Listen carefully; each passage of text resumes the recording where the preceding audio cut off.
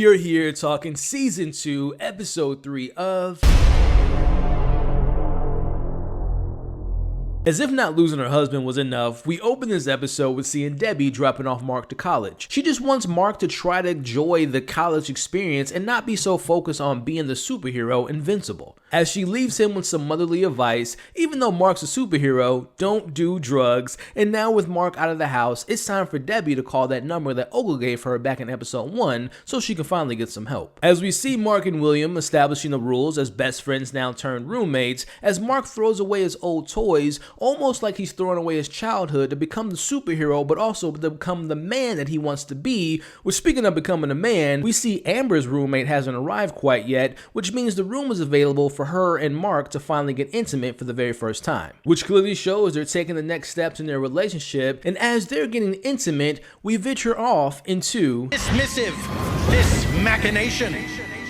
We begin on the planet Europa. Centuries ago, it was a peaceful and thriving planet until destruction came in the form of Viltrumites. As centuries went by, they rebelled together and fought with what appeared to be the null energy that we saw back in episode 1 on the other universe, but unfortunately, this doesn't stop the Viltrumite, but instead, this causes them to completely wiping them out. Except for some of the Unopas that managed to escape, which, by the way, in that flashback, was that a young Nolan who was a part of that attack? Now, within a generation, we see them rebuilding their population with breeding camps across space, and with them managing to survive that invasion, that got the attention of Thetis, who, by the way, is voiced by Optimus Prime, Peter Cullen, who happens to be the leader of the coalition of planets who invite their leader Marvin and his species to join their ranks. And together they stand in unity to defeat the Viltrumites. As we learn, their breeding camps were not just designed to continue their species, but also to create genetically enhanced soldiers to defeat the Viltrumites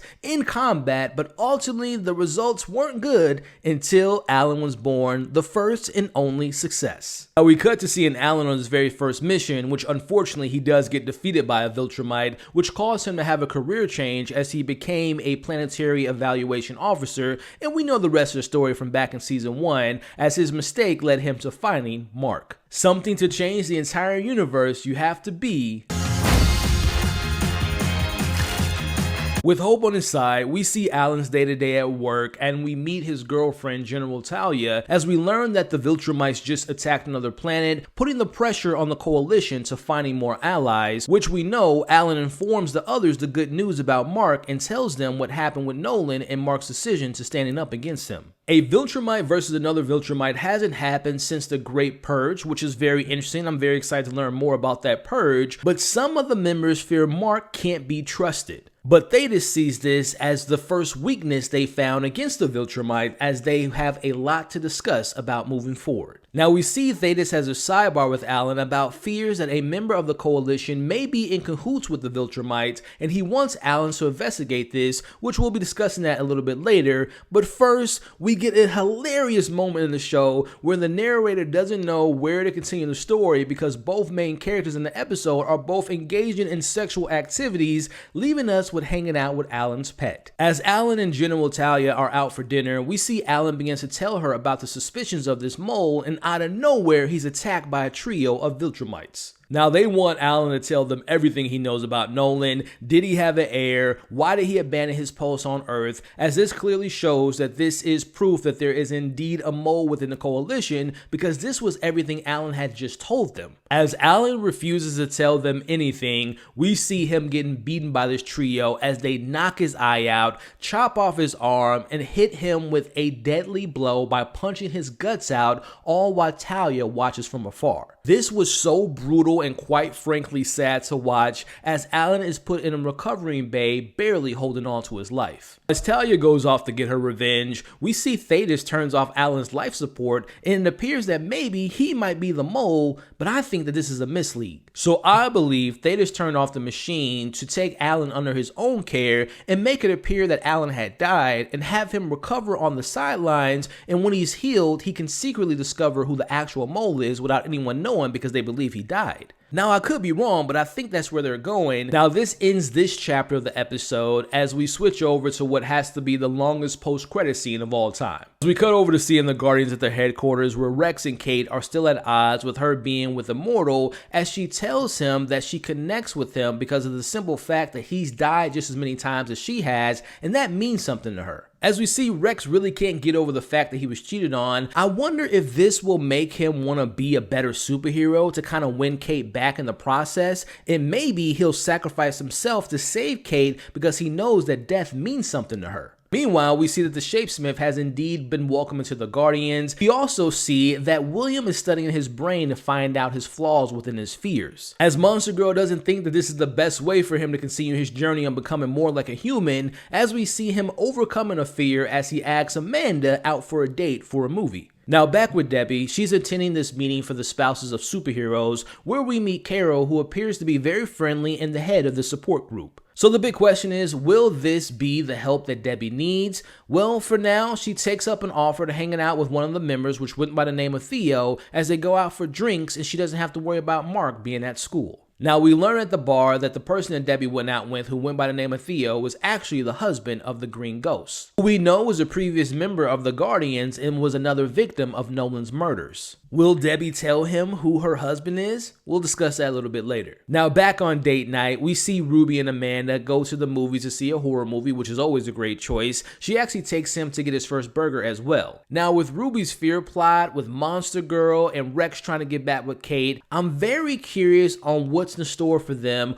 Are they setting up some type of tragedy coming for the Guardians of the Globe? Now, back at Mark and William's dorm room, we learn that William's ex-boyfriend Rick, who was turned into a zombie robot last season, is apparently doing better and will be released soon. I'm not sure they're going to release him into society or if he's been fully turned back to a human. I'm very curious to see what they do with that, but they get a surprise knock at the door and it's Mark's toy come to life, the Seance Dog, as he says he's from another dimension, which clearly freaks Mark out and they begin to fight. Now, this was all a disguise meant to disarm Mark. This character goes by the name of Nuezad, who comes from the planet Trixa, and he's traveled more than his lifespan to find Mark. Now, he tells Mark that his planet is being destroyed by meteors as Invincible's name is starting to spread across the galaxy. Now, there apparently are over 42 million bug species that need his help, and William encourages him to go because last time he didn't help, he regretted it, aka his hesitancy from helping Rick last season, which is such a great callback.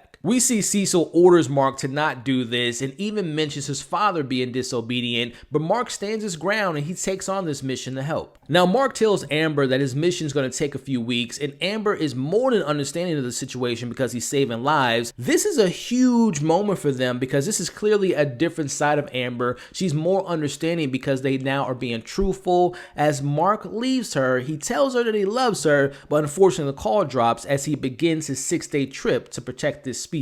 Now, we end this episode back on Earth as Debbie is outside of the bar crying. As the Green Ghost ex-husband checks in on her, she ends up telling him who her husband is, and she wishes that Nolan was actually dead. But unfortunately, that doesn't stop Theo from telling her that she should have never came to the group and she shouldn't return, and he goes a step further and tells her she should have known who and what Nolan was capable of. Now, I'm starting to think, who were the other significant others of the people within this group? Did Nolan have anything to do with their deaths? I didn't expect to end the episode on this planet so quickly, but we're here now, and it appears that the mission was a lie as Mark bows his head to greet their leader. Mark looks up to hearing a very familiar voice, and is no other than his dad, Omni-Man, who's welcoming him to his planet. Now, question. Is this really Omni-Man? Is this Nolan? The reason I say this is because when we met this new creature from this planet, he was in disguise. He was playing as Mark's toy to disarm him, to make him think this is someone that he's loved. Maybe their leader did the same thing, and that really wasn't Nolan. They're just tricking Mark to do something under the idea that this is his father. And another reason I don't think this is Nolan, and I actually don't think that this scenario is actually happening, because I want to point out, number one, they said it was going to be 6 days to arrive in this planet. That took a lot quicker than 6 days. And I want to go back to the scene where we actually see it feels like it's a dream-like sequence from the flash to white to the music playing in the background. Is this a dream? Is this made up? Or is this maybe a part of the species' abilities to disguise this whole situation? Or this could be Nolan, this could be his dad live and in the flesh, because the last line of him saying, "Hello son, it's been a while," is actually the title of next week's episode, which will be the end of part 1 of this new season. No mid-credit scene, no post-credit scene, because technically this second half of this episode was a post-credit scene, but this has to be one of the best written episodes of this show. The balancing of the 3 main stories of this episode was excellent. We have Mark going off to college, we have Debbie going to the support group, to Alan's potential death, so much going on, and it was just so well balanced. The theme of wanting to do something for the better and it ultimately turning against our characters, from Alan trusting Thaddeus and looking for the mole, which ended up almost getting him killed, to Debbie trusting the people in the group to accept her until they found out who her husband was, to Mark telling the aliens that he's going to help them, which actually led him to maybe his fake, maybe real father. By the way, speaking of Nolan, it was hinted at early in this episode that Nolan didn't go back to his home planet. Instead, it appears that he's found this planet that he's now the leader of, if this is indeed Nolan on that planet. Now, one more thing I want to talk about before wrapping up, the Debbie plot. I wonder if Theo will tell the other members who Debbie's husband is, and if Nolan did kill their spouses, will they do something to Debbie, like trying to kidnap her or maybe kill her to get revenge on Nolan? Fantastic episode through and through. This will end my recap and breakdown of Season 2, Episode 3 of Invincible. I want to thank you all for watching. I would really appreciate it if you can hit the like button, share your comments, as well as potentially sharing this video to anyone and everyone you know that loves talking about this show, and also consider subscribing to the channel. Check out my playlist of all of my breakdowns for Invincible, as well as checking out my latest review. You all are awesome. Stay safe, and I'll catch you all on the next video. Yeah.